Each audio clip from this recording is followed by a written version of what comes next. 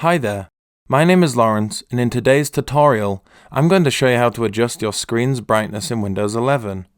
Within Windows, there are several ways you can adjust your screen's brightness.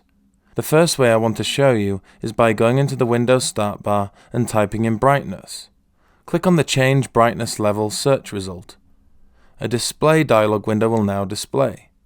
From here, you can increase and decrease your screen's brightness by moving the brightness slider up and down. The second way to adjust your screen's brightness is by going into the system tray and clicking on it to open it up. From here, a brightness slider will now appear, where you can increase or decrease your screen's brightness. For the last option, you can adjust your screen's brightness by looking at your laptop or computer's keyboard and holding down the FN key on your keyboard, and at the same time holding down the increase or decrease brightness keys to adjust your screen's brightness. And it's as simple as that. Increasing your screen's brightness is a simple and easy task to perform in Windows 11. If you like this video, please give it a thumbs up, and if you'd like to see more videos like this, then please subscribe.